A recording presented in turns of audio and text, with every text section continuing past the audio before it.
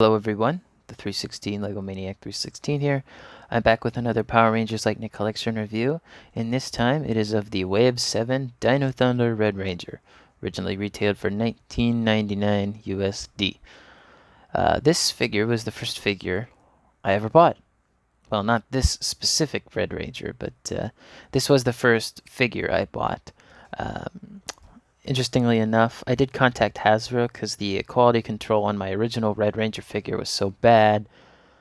It did take them a while, so I actually bought a second Red Ranger here, this is my second version. But they eventually did send me the Spectrum box, so we'll take a look at the Spectrum box in a bit here. Anyway, let's take a look at the figure's accessories. So per usual, I usually try to match the figure to the back of the box art here. So you can pretty much do it. I mean, if you noticed, I've had him in that pose over there for so long that, you know, sometimes the hands just get too outstretched, so it's hard for it to grasp properly, so that's why that looks a little wonky. Anyway, accessory-wise, let's go ahead and start with what's on him. So you get the... Stand him up here, there we go. We get the Tyranno staff, which looks great. Most people would complain that there's no white on the staff here, because this is supposed to be like a diamond pattern of white, kind of like the diamond pattern on him. It's not there. I'm glad they didn't put it, though. That would have been a nightmare trying to, fix the paint on that. But they did paint the bottom of the tip here, and they did paint the little just circular band in gold. They also decided to paint part of the staff up here. They painted the triangle in gold with black on the inside. Although if you notice, mine's black is a little off to the left there. This side looks good though. It does have the molding in there if you wanted to paint in the eyes with like a white paint marker.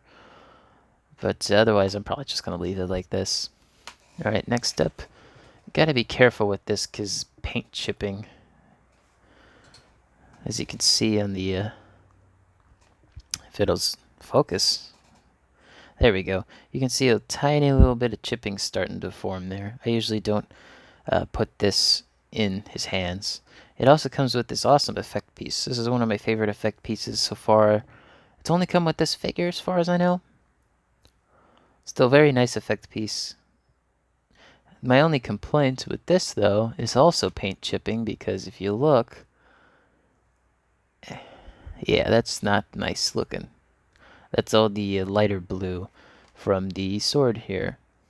The sword's, it's painted nice, but the blue is off. They got the blue much better on, the Blue Ranger back there, but it doesn't look bad here.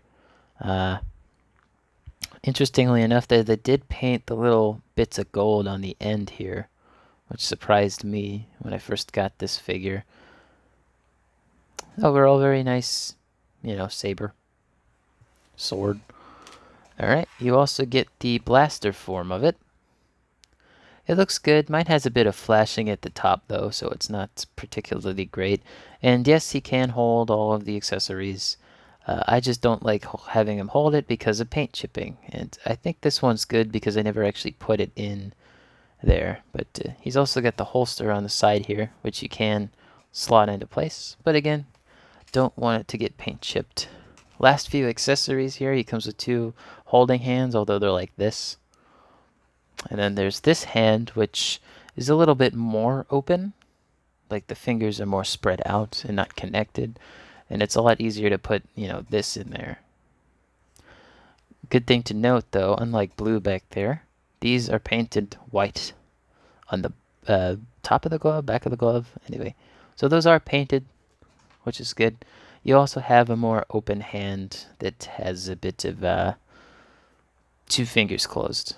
So, if he's trying to grab something or if he's trying to like splay it out a bit, he could do that. And then his last accessory is the Connor McKnight head, which I think from like particular angles, like here, maybe not on this side, but like I think it does look like him from like particular angles, but not dead on. not to the left or right. It's not a bad head sculpt. I just think it's a little too aged up, you know?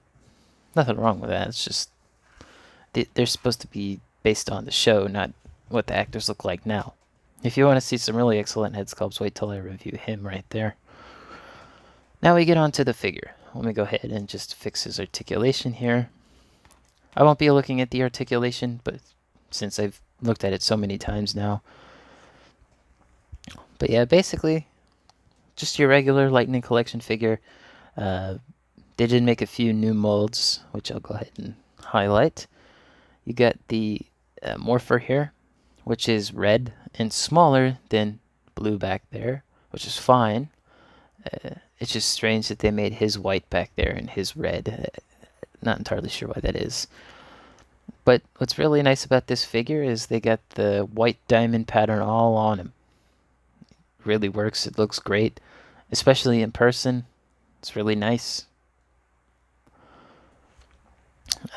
You know, you got the gold around in the proper places. The only place I've noticed any paint missing was the neck. There's supposed to be a little gold rim around there. Not too noticeable. It's barely even noticeable on Dino Thunder Blue. And this isn't perfectly centered, but it's a lot more centered than my last figure was. This one is much more like dead on. Looks much better. I'm not sure if the camera's picking this up, but another bit of quality control is that the connector joints here for the butterfly are actually kind of like a slightly different shade. It's probably easier to see with the helmet. This is more of like a pinkish red, whereas this is like a just rich red. And same thing with like the upper thighs here. Like this is a different color than this is, and this is a different color than that is. It's not too noticeable on camera, but I thought I'd point it out. You know, standard articulation, but there's the belt. Looks good. And then the only bit of paint that I think they messed up on, but they kept it going so it doesn't look as bad as the SPD team over there, is that the visor's in silver, which it should be white, which it shows on the box, but it's silver. Oh well. I will say that the helmet's very good sculpt. You know, when I look at pictures of it though, it's a bit like more like squished and then stretched. So this is just a little more bulbous, which isn't bad. I have no problem with it. So let's go ahead and do some size comparisons. Let's start off with who I keep pointing to, Dino Thunder White back here. They're pretty much the exact same size. I mean, Dino Thunder White's a little bit taller because of his, you know, spike at the top of his helmet. Stick him back there. And then we got Dino Thunder Blue. And they use the exact same body mold, so there's really no difference in height between them. But yeah, the whole team's looking good. Rumors going around next year, and one of the upcoming waves we're getting yellow. No word on Dino Thunder Black. Kind of surprising, but I understand he would require all new molds. But yeah, all the figures are looking good together. As you can see, one more thing I wanted to point out between these two figures is their, you know, logos on their chest. So his is completely outlined, but his is missing outlines all around the outside, which is very interesting. Kind of hard to tell it's even missing, but it's definitely missing. Mostly on the bottom, you can tell. But here, nope, it's all filled in. And then you can see the gold missing around the neck. So, you know, they get the gold, they get the outlining. You know, pick your poison, right? So yeah, pretty good figure here. One more size comparison I want to do. SPD Red. And yeah, basically the same height. Nothing out of the ordinary. The only problem I really have with this figure now is because of the way the body is molded. The arms can't go down further than this. Like, this is all you get. You know, doing an A pose. You know, you can do a T pose too if you want. Not perfect, but it works. I just really love the way that this figure has the diamonds on it. Like, they really did a great job with the diamonds. I mean, over time, I'm sure they will wear down if you mess around with the figure too much, and, it kind of breaks the sculpt if you have it too stretched out. But yeah, pretty much no complaints. Let me put on the head sculpt before I forget. Getting this one on, I remember, was tough. There we go. And, with the head sculpt on the figure, I think it looks good. At least you have something to represent, the actor. Very nice, though. Ugh, getting those off is such a pain sometimes. So let's go ahead and take a look at the box. So if you were to get this figure from any place except Target, you would get this box, which is just the standard typical Lightning Collection box in white. The innard here has a yellow lightning bolt and a red lightning bolt. There's your side profile. It's got the typical warning label up at the top there, 4+, which this really should be more than that. We got the Dino Thunder logo up top there as well. You already saw the back of the box with all the legalese. There's the top in red. There's the side here with the lightning stripe, and then some more legal nonsense at the bottom. But if you bought this figure at Target, and you were lucky enough to find the Spectrum box, here's the Spectrum box.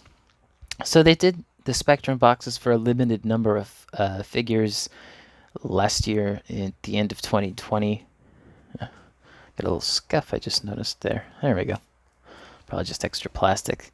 But yeah, you would get the Spectrum box, which it's a very nice box. I mean, it's a nice little collector box, but see, I'm not a box collector. Like, I'll keep the boxes for these guys because they're well made and well quality, but there's just something about these that I'm like, I like them, but I'm just going to open the figure if I don't already have the figure, which I did for SPD 2-pack. I got the Spectrum box for them. Legalese at the bottom. Side's nice. Still says Dino Thunder at the top. The back, though, is kind of weird. The back has the image from the back of this box, but they just basically covered up particular sections of the back here rather than just making the whole back Spectrum based. So the Tyranno's staff gets cut off, and so does part of his leg. And then instead of red at the top of the box, it's just the Spectrum.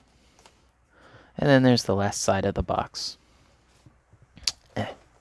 Overall, though, I gotta say, I still love this figure. It was the first figure that got me into collecting this line, and now I have 20 figures. I have 3 pre-ordered. Probably get some more later down the line.